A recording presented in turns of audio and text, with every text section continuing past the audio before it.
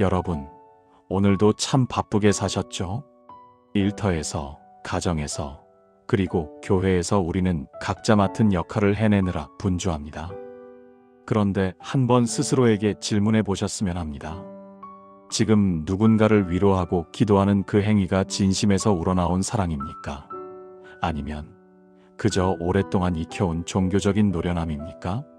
사무엘하 11장은 왕들이 출전할 때가 되매라는 묵직한 문장으로 시작됩니다. 이는 이스라엘의 왕 다윗의 정체성이 흔들리기 시작했다는 경고등과 같습니다.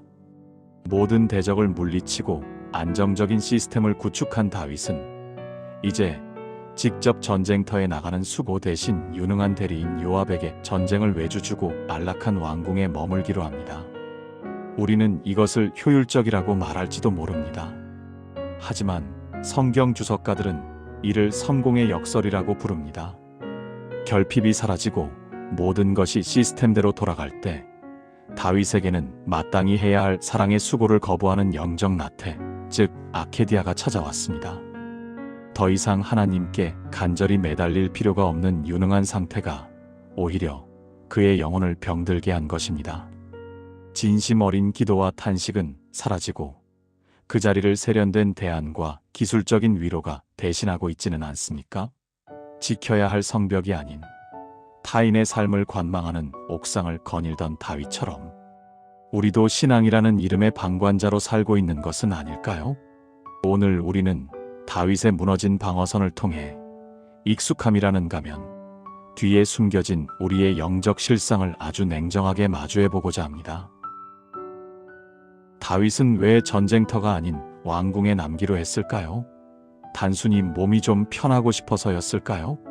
성경학자들은 이 지점을 보고 다윗이 모든 것을 다 잃었다고 생각한 그 순간 오히려 영혼이 텅 비어버리는 위험한 상태에 빠졌다고 말합니다. 도망다니며 고생하던 시절에는 오직 하나님 한 분께만 매달렸던 다윗이었지요. 하지만 이제 나라는 안정되었고 유능한 부하들이 알아서 척척 일을 해내니 더 이상 하나님을 간절히 찾지 않아도 되는 부족함 없는 상태가 되어버린 것입니다. 이때 다윗의 영혼을 파고든 건 영적인 나태함이었습니다. 마땅히 쏟아야 할 사랑의 수고를 귀찮아하고 하나님 나라를 위한 일들에 마음이 식어버리는 무기력증이죠. 이 나태함은 다윗을 사명의 자리에서 끌어내려 치열한 전장의 지휘관이 아니라 남의 삶을 훔쳐보는 옥상의 방관자로 만들고 말았습니다. 왕궁이 하나님 나라의 중심이 아니라 다윗 자신의 안락을 위한 장소로 변질된 순간 그의 신앙은 뿌리째 흔들리기 시작했습니다. 이런 다윗의 모습은 우리아라는 아주 정직한 거울 앞에 서면서 그 추악함이 그대로 드러납니다. 다윗은 자신의 죄를 덮으려 우리아를 불러 안락함을 권했지만 우리아는 하나님의 언약궤와 내 전우들이 들판에서 고생하고 있는데 어찌 나만 편히 쉴 수 있겠느냐며 단호히 거절했습니다. 심지어 다윗이 억지로 취하게 했을 때에도 우리아는 집으로 가지 않았습니다.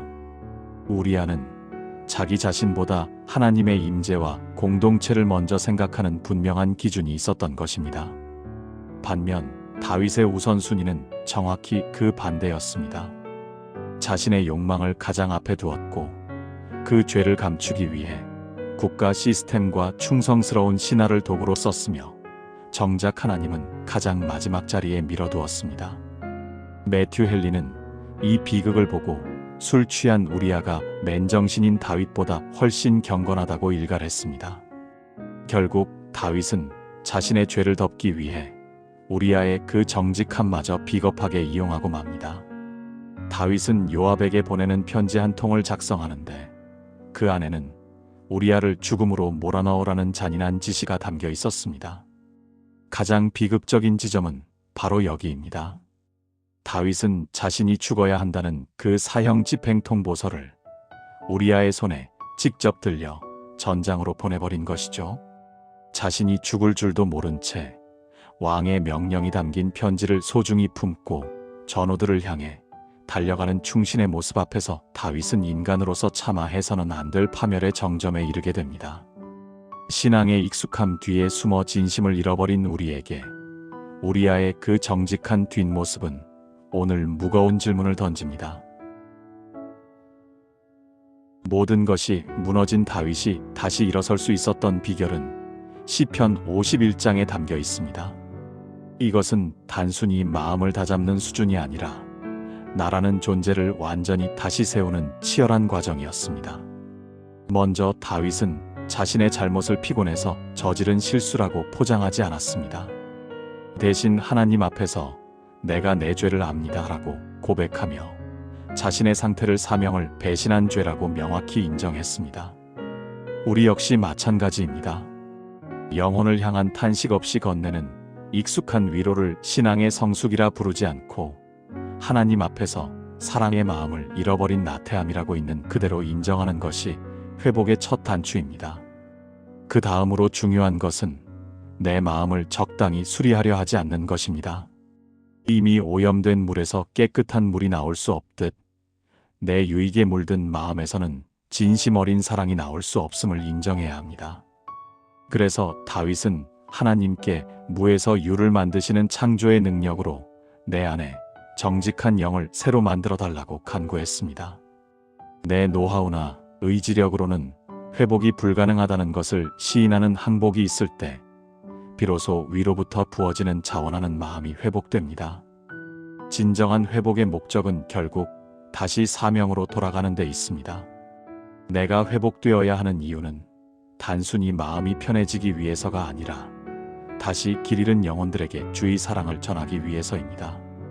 하나님이 정말로 기뻐하시는 것은 번지르르한 종교 행위가 아니라 깨지고 부서진 상한 심령 그 자체입니다.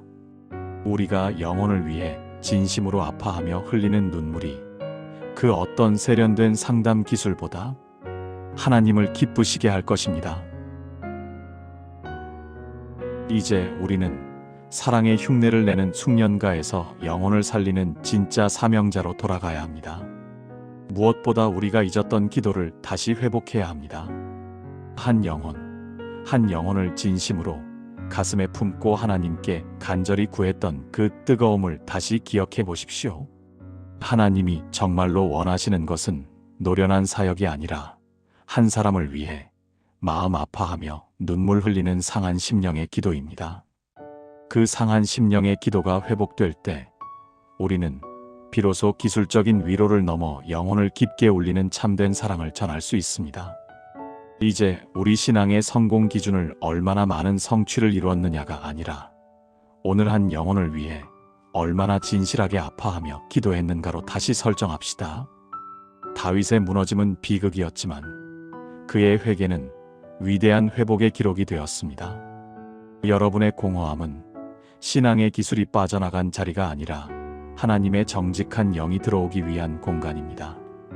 다시 기도에 무릎을 꿇고 흉내만 내는 전문가가 아닌 영혼을 살리는 사명자로 일어나는 저와 여러분이 되길 예수님의 이름으로 소망합니다. 시편 51편 말씀을 함께 들을 때에 다윗의 고백이 우리의 기도가 되기를 소망합니다. 하나님이여, 주의 인자를 따라 내게 은혜를 베푸시며 주의 많은 긍휼을 따라 내 죄악을 지워 주소서. 나의 죄악을 맑게 씻으시며 나의 죄를 깨끗이 제하소서. 물은 나는 내 죄과를 아오니 내 죄가 항상 내 앞에 있나이다.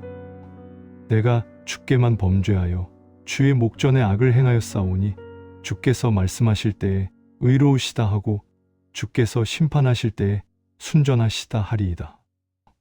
내가 죄악 중에서 출생하였으며 어머니가 죄 중에서 나를 잉태하였나이다. 보소서, 주께서는 중심이 진실함을 원하시오니 내게 지혜를 은밀히 가르치시리이다. 우슬초로 나를 정결하게 하소서. 내가 정하리이다. 나의 죄를 씻어 주소서. 내가 눈보다 희리이다. 내게 즐겁고 기쁜 소리를 들려 주시사 주께서 꺾으신 뼈들도 즐거워하게 하소서. 주의 얼굴을 내 죄에서 돌이키시고 내 모든 죄악을 지워 주소서. 하나님이여, 내 속에 정한 마음을 창조하시고 내 안에 정직한 영을 새롭게 하소서. 나를 주 앞에서 쫓아내지 마시며 주의 성령을 내게서 거두지 마소서.